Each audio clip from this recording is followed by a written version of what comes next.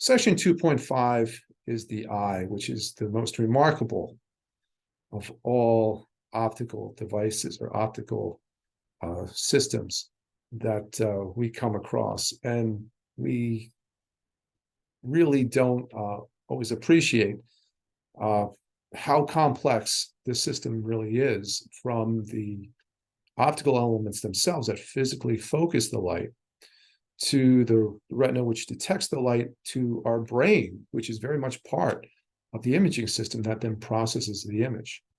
So in looking at the eye, it looks fairly basic, but it's, as we'll see, more complicated than this image would at first make you think.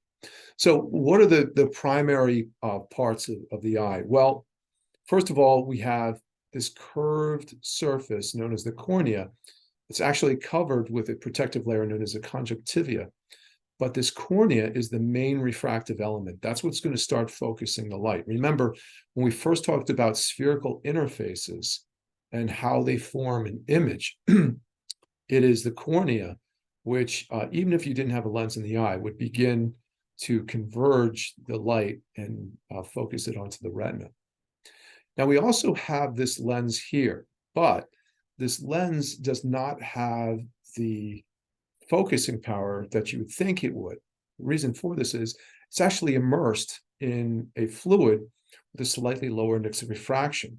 So the lensmaker equation talks about the focusing power being related to the ratio, the difference of the index of refraction of the material that it's passing through compared to the material that it's coming from. So a very slight change in index of refraction means that this lens, even though it's a very fat biconvex lens, doesn't have the focusing power we would think. The miracle of the lens is that these ciliary fibers, which are essentially a muscle, will cause the lens to get fatter or thinner. When the muscles contract, they actually, because of the way they put tension on the surface of the lens, you think that they stretch out the lens and make it flatter. They actually make the lens fatter, or increase the focusing power, making the focal length shorter. So the light will pass through the cornea, through the opening in the iris known as a pupil, through the lens, which is used for accommodation, basically allows you to switch from near to far, and then finally focuses the light onto the retina, where the image that we see when we're focused on a particular point in space, we're looking right at that places the image on the fovea, where we have the greatest concentration of cones. So again, there's this aqueous humor, which is a liquid which surrounds the front side of the lens and is on the back side of the cornea. The vitreous humor, I think, is sort of a semi-solid. It's not really a true, as much of a true fluid. There is some fluid nature to it, but you know, not being an eye doctor, I can't really tell you much more detail beyond that. So again, this is an optical system. This is a convergent optical system which behaves like our convex lens. If we think about the image being here, when we look at something on our retina, that image is upside down. That's because in order to focus on something, we are placing the object beyond the focus of our eye. So that's how we form our image there. And again, the pupil is really nothing more than a hole. It is a variable aperture, which is created by the iris opening and closing, which is basically a muscle. The crystalline lens is, again, used to accommodate near and far vision. And what can we say about the cornea? Very, very remarkable part of the eye. First of all, it has no blood supply. It can't, because if we had capillaries running through it, you basically couldn't get light through it. It would distort, the images coming through. So it relies on the surrounding fluid and tissue to deliver oxygen to it. It also gets oxygen from the outside, and it relies on it for nutrients. So the cornea is very, very susceptible to injury. If you nick the cornea, it is living tissue. It'll sometimes form an opacity as it tries to heal itself. In extreme cases, as a last-ditch attempt to save the tissue, you will get capillaries growing in there, but it creates a permanent scar and a permanent imperfection on the cornea. Again, it is covered by a protective layer known as a conjunctiva. If you've ever been unfortunate enough to experience something called pink eye or conjunctivitis, that is usually the inflammation of the conjunctiva caused by a bacterial or viral infection. So let's talk about the eye forming an image. Our eye is designed to operate over a very, very long range. For a normal person, you can focus as close as 25 centimeters, and our eye is designed to focus at infinity, meaning you can see an infinite distance. This changes with time. When you're at about 10 years of age, you can only you can focus as I should say, you're better.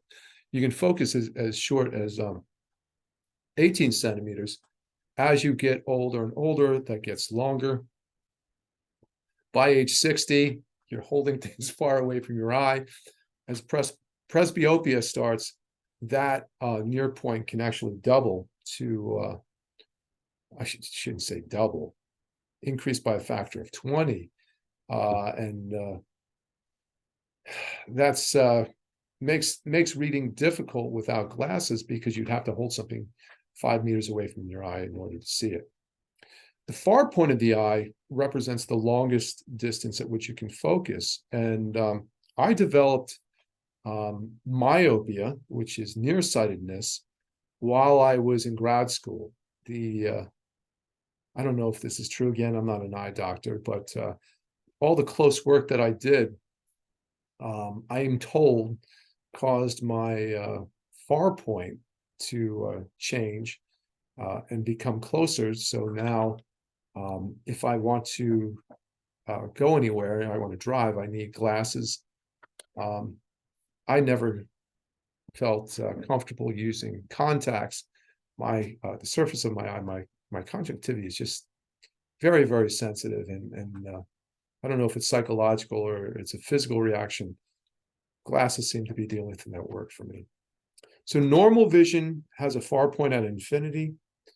Normal vision has a near point at 25 centimeters. So if you have normal vision, you can see anything placed clearly. You can see anything placed between 25 centimeters off to an infinite amount of distance. Again, I'm nearsighted. It's called myopia. I can focus on nearby objects, but I have more difficulty with far objects. I've noticed as I've gotten older, I can see distant objects better because I think my vision is getting longer.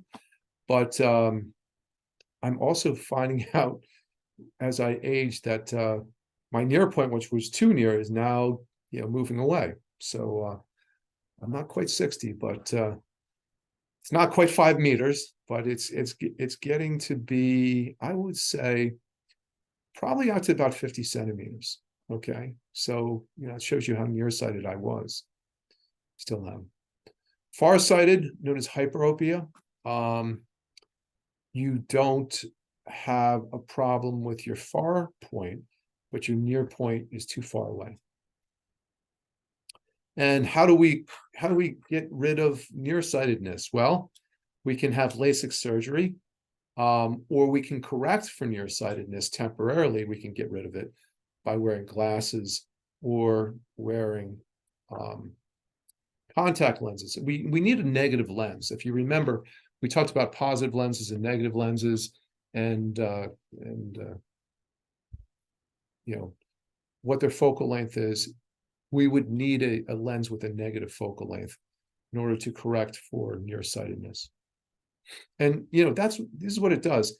Here's nearsightedness. Your cornea is too curved. So my cornea was too curved, or my lens was too curved. Again, I'm not sure how reading too close would cause a change in my vision, other than if you constantly are you know, pulling on the lens. I guess that could do it over time. But again, I'll have to defer to medical experts on that, rather than do anything but you know, hypothesize here. But in any case, I have what is called a concave meniscus lens. It's more concave on the inner surface than the outer surface is convex. That gives it a negative focal length, and that allows me to see distances when I'm driving. Again, it's called myopia, nearsightedness, and it is you know, basically the lens is too curved. I guess that would be the best way to put it. You know, it says here, caused by the lens being too far from the retina. Yes, that's true. I guess if your eye was too big for your cornea or your lens, that would be the result. But I think it's more about the curvature of the cornea, since I think most eyes are all about the same shape. There's a refractive. Okay, axial or refractive myopia is the lens cornea. I think that's more common. The cornea is less curved. You'll lose confidence in me and my knowledge. Again, here's how we correct for nearsightedness using a negative lens. And really, you know, if you are nearsighted, okay, the rays are coming in, and you know, when they're coming in parallel, they're going to focus too short. The eye is too convergent, so we have to use a diverging lens. Farsightedness, as you might have guessed, is just the opposite. The optical power of the eye is not great enough. Can't focus the light soon enough. So we need a little help. We need a positive lens to help focus it. Can't see as close up. And again, your eye has a shorter focal length when you're looking close to something than when you're looking far at something.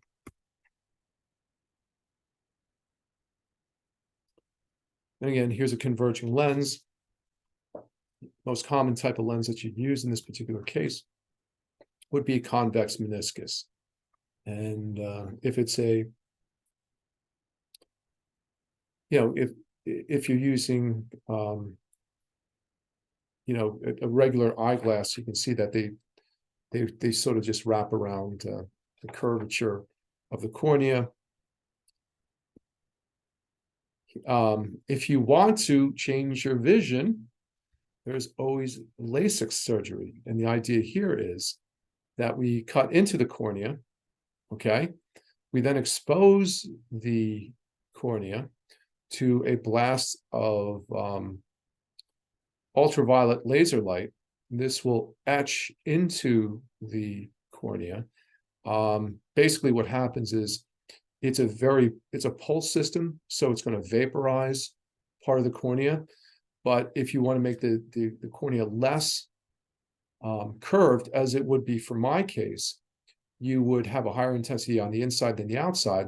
If you wanted to do it the other way, you would have a greater intensity on the outside than the inside. If you had astigmatism, you could also correct for that. So laser surgery does have that ability. The only problem is that if I had had laser surgery to correct for my nearsightedness, my presbyopia, which is my inability to focus near and far, would have required me to have reading glasses for near vision, and my far vision would also require glasses. I'm almost to the point of getting bifocals. So It's coming. The irony is that if you have myopia, you can actually delay the need for bifocals. Somebody with perfect vision in their youth would actually require bifocals sooner. So the iris is basically the aperture that allows more light through or less light through. Irises, we sort of identify ourselves according to the color of our eyes. And that seems so odd because the muscles themselves, because they have very, very thin texture to them, if there's no pigment at all, they will diffract blue light more than they'll diffract other lights, and you get that sort of that light blue color to the eyes. The more pigment you add, the more it changes the color. So if you add a little bit of pigment, you tend to have green eyes. Hazel eyes tend to be green plus a little bit of brown on the outer edge, and then brown has the most pigment. And really, unfortunately, I sort of have green irises, and that's unfortunate because it means that my eyes are more susceptible to high light situations, especially ultraviolet light. So I am told that I must wear sunglasses out in the sunlight. So blue and green eyes, they're not what you want. They're a lack of pigment in the eye, which actually protects the lens from extra ultraviolet light getting through. So brown eye indicates that there's more pigment to absorb some of this unwanted light. And again, here's another view of the iris. Here is a blue iris, which is really lacking very much pigment. There's a little bit of pigment on the inside, a little bit of greenish that you see right here. But for the most part, that color is due more to diffraction, just like a blue jay will appear blue due to diffraction off of its wings, or a bluebird, indigo bunting. All of these have these microscopic textures that act like diffraction gratings. That creates the color that you see. Now, when you're in a high light situation, the pupil closes down. The iris will reduce the size of the pupil, and that'll reduce the amount of light that gets to the retina. The retina is very sensitive to light, and if you go for an eye test and they dilate your pupils, going out into any bit of light at all can actually be painful. At night, it expands to allow more light through. So again, the eye can focus on both distant and near objects. When we're looking at distant objects, the lens tends to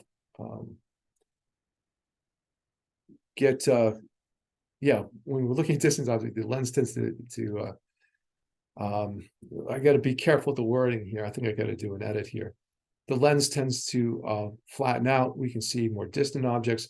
When we want to see close up, this lens will get fatter, and that'll allow us to focus on something that is closer to our eye. I think I got some of the wording a little bit confused in the previous one.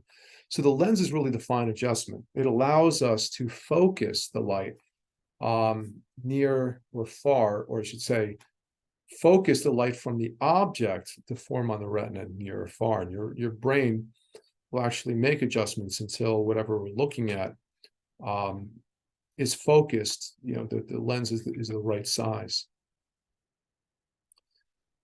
Presbyopia actually means older vision. As we get older, this lens gets thicker and thicker, and the fibers attached to it get looser and looser. So our ability to tighten that thing is not there as much anymore. What that means is that elderly people tend to have more difficult focusing close up, and eventually your ability to accommodate completely or more or less goes away. So somebody who's much older would need almost like a 3 vision lens, one that focused close up, one that focused at a medium distance, and one that focused at a far distance. And there's nothing you can do about this. What's really happening here is that as you age, this is living tissue. So unlike your skin, where you can just slough off, skin cells, and new skin can grow, this living tissue just keeps growing throughout your life, gets thicker and thicker, and it's not anything that your eye is doing wrong. It's not that when you need bifocals that your eye is necessarily aging in a strange way. It's just doing what it's always doing. The lens has always been growing, and give it enough time, it's going to lose its ability to generate that tension on the lens. So presbyopia, the near point gets farther away, and the far point begins to get closer. So your ability to accommodate goes away. Astigmatism, again, we talked about astigmatism. One axis, maybe the vertical axis of the cornea, is curved too much compared to the outer side, and that can be corrected with vision. With lenses. So you'll always see older people holding, things away from their eyes when they're reading, and that's presbyopia. Can't see close up anymore. So let's say you have to get, glasses. I had to get glasses, as I said, in graduate school, and so I've had glasses most of my life. Never seemed to be a big deal to me, but they'd always give me my prescription at the end. One eye was a little bit different than another eye, and they'd give my prescription in diopters. I was wondering, what is a diopter? Well, you'll see in a little bit why diopters are used instead of focal length. But a diopter is something we call the optical power. The power of the lens is just 1 over the focus. Now, I think when people see the word power, okay, think optical power, thinking, oh, okay, how much do we magnify something? That's not what it's saying here. It's how much power the lens has to converge the rays is really, I think, the better way of thinking of it. Okay, even though that's not entirely correct. But power is measured in diopters. Power is 1 over the focal length. Be careful here, because your focal length has to be in meters in order to convert it to diopters. So for instance, I did this a little bit improperly. You'll see where I did make my mistake. So okay, look at the optical power of the eye. The cornea has a focal length of 2.3 centimeters.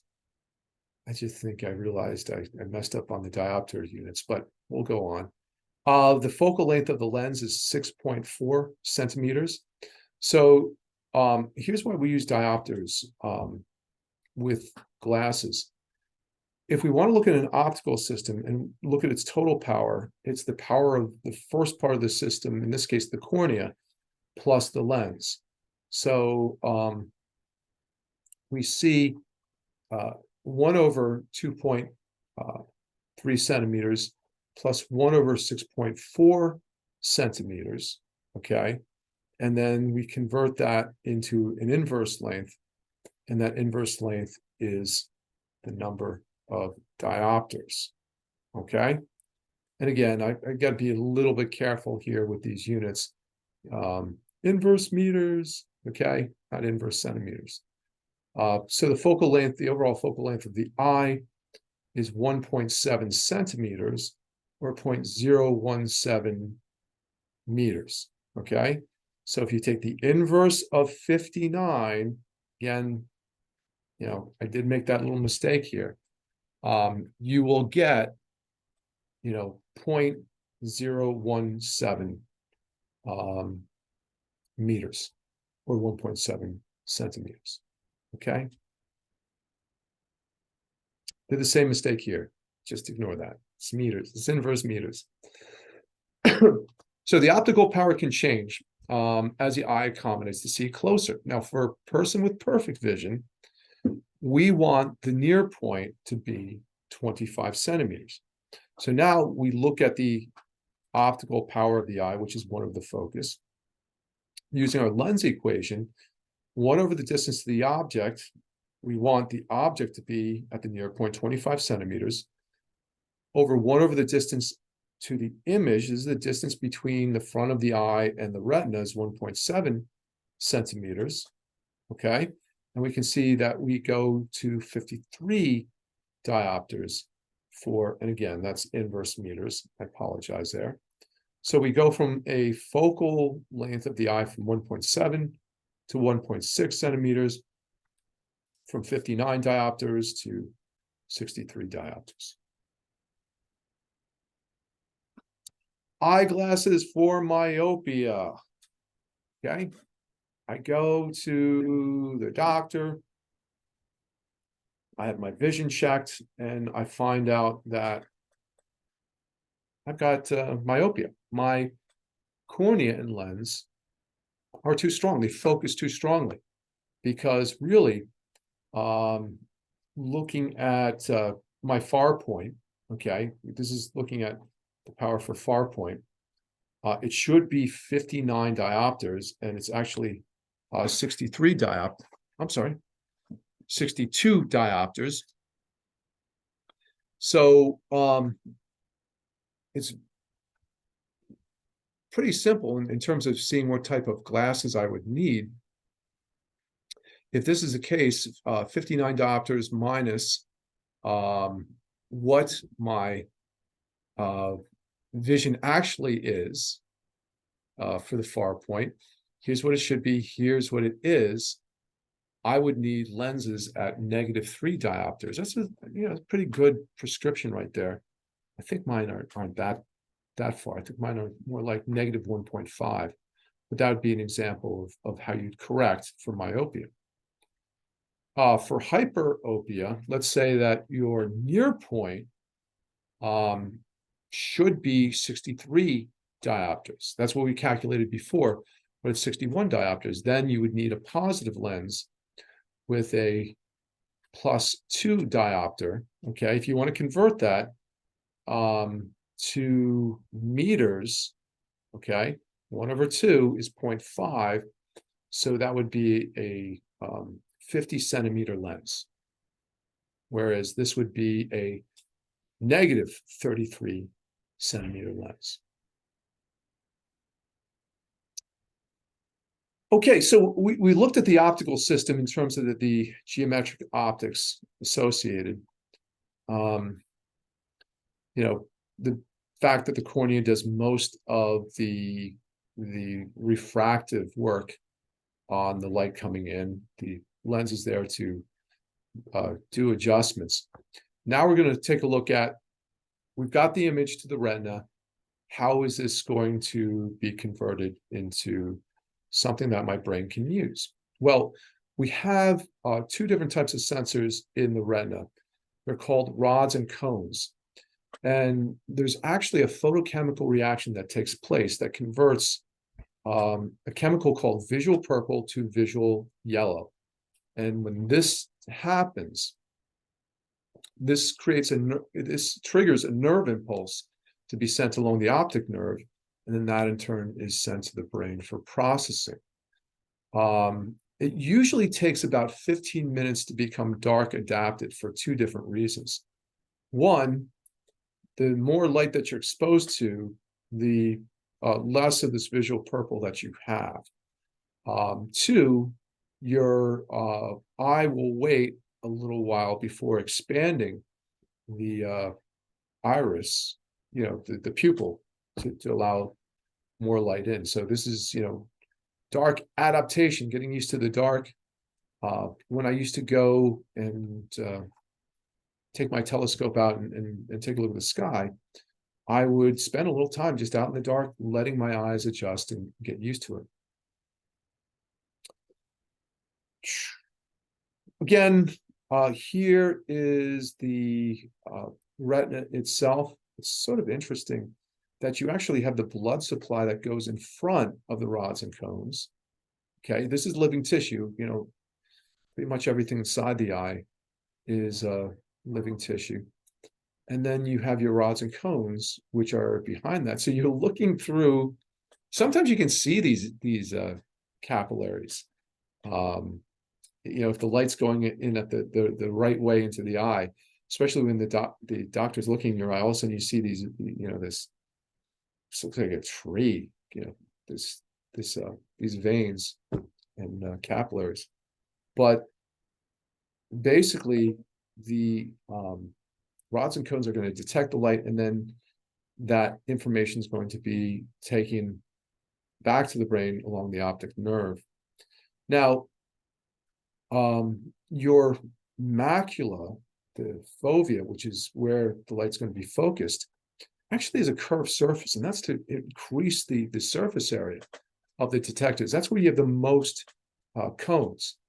That's where most of your color vision is. That's where you're able to see things in greater detail, because as we go away from the macula, the density of rods and cones, especially cones, you know, cones drop off very quickly after this, and even the rods drop off, the density becomes much, much less. So if you want to really make out the detail of something, you've got to look right at it, because that forces the image onto the macula. That's where, you know, you've got your high res, you know, detector.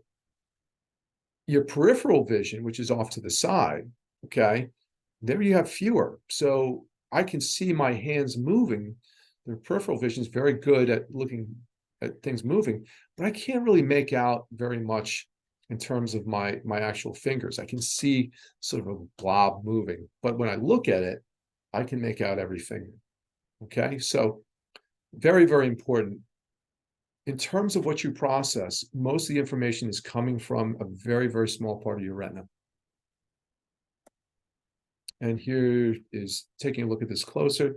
Here are the rods and cones. Again, the photochemical reaction in them causes a nerve impulse to be created. The mechanism I'm not completely familiar with, but again, you know, you've got the energy from a photon coming in, initiates a photochemical reaction that sends a nerve impulse, and then that impulse travels along the optic nerve.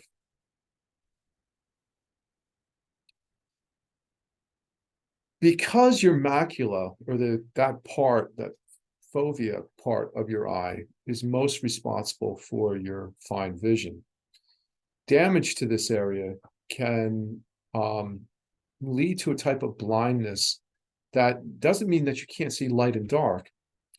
Doesn't affect your peripheral vision. It only affects your ability to focus on things. And it's called macular degeneration.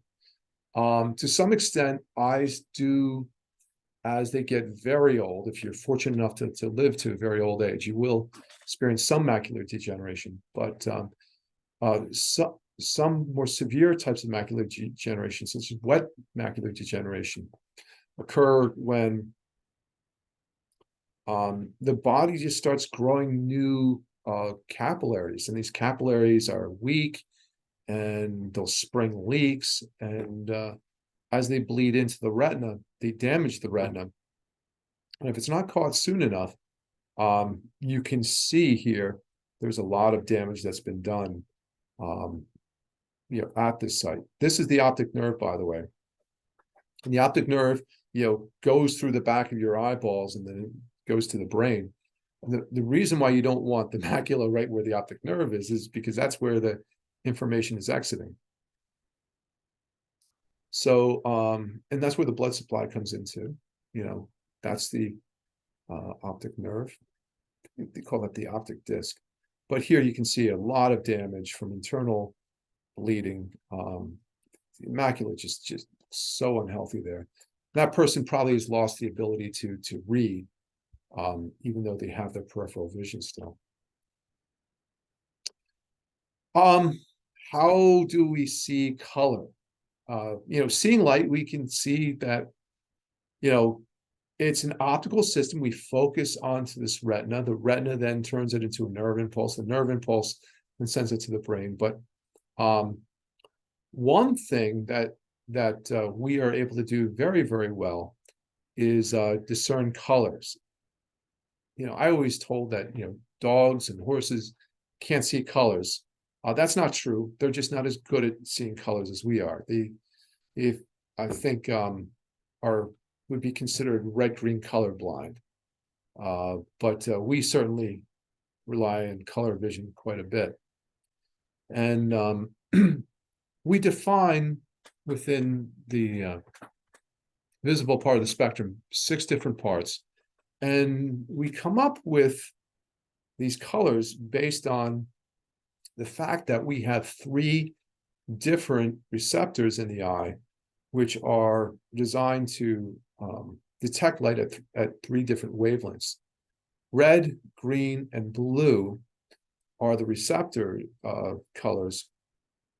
And for instance, when we see orange, the red and the green receptors are stimulated, the red more than the green. We see yellow, green is stimulated more than the red. What happens here is our brain processes colors, and they process them saying that I've got 3 different detectors here. And if I look at what is the ratio of one detector signal to the other, I can place that color somewhere in the spectrum, okay? Right now I'm looking at my LCD color screen, and it's fooling me into thinking that I'm actually seeing orange light. But if I magnify the pixels, I'll see there's only red, green, and blue, okay? So that orange pixel has the red pixel on the brightest, the green pixel on a little bit, and not so much in the blue. And again, here's the visible spectrum. Red takes up a huge amount. Green and violet are the 2 next largest. And it's really these narrow bands that occur because that's in between the sensitivity of 2 of the receptors, the green and the red receptor. We are more color sensitive during the day than the night because our cones are sensitive to bright light, but not low light. Our rods are sensitive to low light, but they can't discern color. The other thing that happens is when we're light adapted, we actually are more sensitive to shorter wavelengths. When we're dark adapted, we're more sensitive to longer wavelengths. In astronomy, it's very interesting because if you look at the Great Orion Nebula, which in all these pictures, it looks like this sort of reddish pink, or I guess the color would be magenta. But if you look at it through a telescope, your eye sees it as this very dull green. It's not that that red and that pink light isn't there. It's still very much there. It's that your eye is not sensitive to red light when it's very dark. Okay, so I said it the other way around. This is dark adapted. Dotted is dark adapted. You're more sensitive to shorter wavelengths. Sorry, but the green light you can see, whereas the red light, you're not going to see red light unless you've got a really, really powerful telescope for that. Now, these are the 3 different types of receptors that we have. And this leads to a very interesting point about color blindness. And somebody who is colorblind is usually red-green colorblind. And here's why. Because these 2 receptors are so close in wavelength, sometimes they overlap more than they should. The brain can't discern between red and green.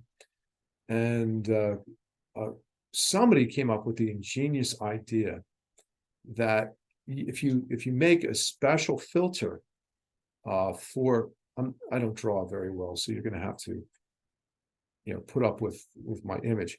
But if you make a special filter that filters out the light right in between these 2 sensors, okay, creates that gap, creates more of a spread.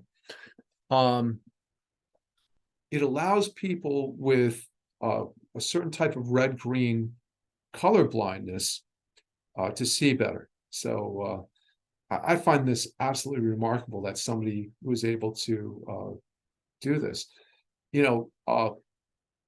I always thought that color blindness was due to the fact that maybe you're missing one of the receptors, but it's more that you're not so much missing the receptors in most cases, but that the two receptors have too much of an overlap for your brain to discern between the different colors. So what does somebody with red-green color blindness see? Well, if you have normal color vision, you'll see all the different colors that you see now. However, with red-green, they would see it as being yellow, okay? That anything red or green would be yellow. And this is actually the case for, I believe, horses and dogs are closer to that. They can discern between short and long wavelengths, short being blue and longer being green and red, but they see red and green, I suppose, as just being like just being yellow.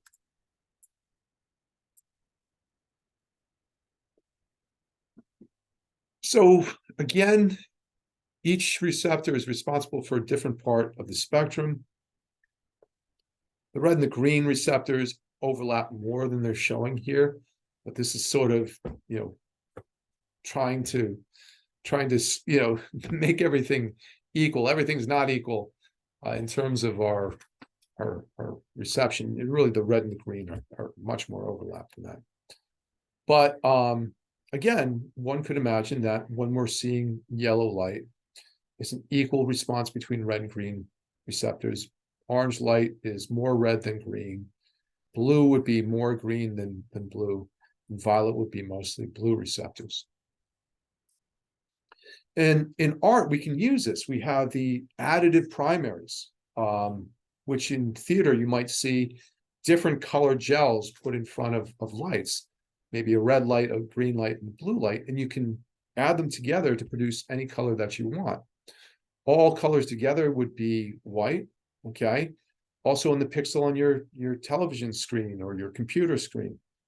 Every pixel has little subpixels of red, green, and blue. When you see a white part of your screen, all three are on. When it's red, just red is on. When it's orange, red's on, green's on a little bit, yellow, okay, green, blue, and to trick your eye, to make it think that it's seeing violet light. I don't know why this happens, but your eye responds to violet light if you have red and blue on at the same time. It doesn't make sense to me, but somehow your brain processes it that way. But again, the LCD screen of a computer monitor, the LCD used for projection screens, they use all three pixels. And although you're only seeing three colors, never yellow, never orange, we can make you think you're seeing those colors by just adding them together. Subtractive colors. When I'm printing on a white sheet. So I'm printing on a sheet which is reflecting all colors. So if I want to produce color from all colors, I've got to take something away. So for instance, if I subtract blue off, okay, if I take blue away, it's going to appear yellow. Why? Well, because red plus green equals yellow. If I subtract red, I can't put a red X through red, it will appear to be a light blue we call cyan. Why? Because blue plus green is cyan. If I get rid of the green, I get magenta. So when you buy those printer cartridges, let's say you have one of those inkjets or color laser printers that have multiple pigments, yellow, cyan, magenta, plus there's a black cartridge if you're doing an inkjet. The reason for that is I can create any color by subtracting a certain amount of 3 of the primary subtractive colors. Okay? Yellow is the lack of blue. Cyan is the absorption of red. Magenta, the absorption of green. Okay? So if I print all of them at once, I absorb all the colors. I get black.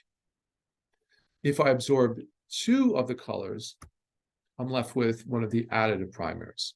So with our pixels, red plus blue plus green gives me white. Red plus blue gives me magenta. Blue plus green gives me cyan. Red plus green gives me yellow. And then we do the subtractive. Cyan is taking away red. Magenta is taking away green. Yellow is taking away blue. If I take them all away, I don't have anything left. It's black.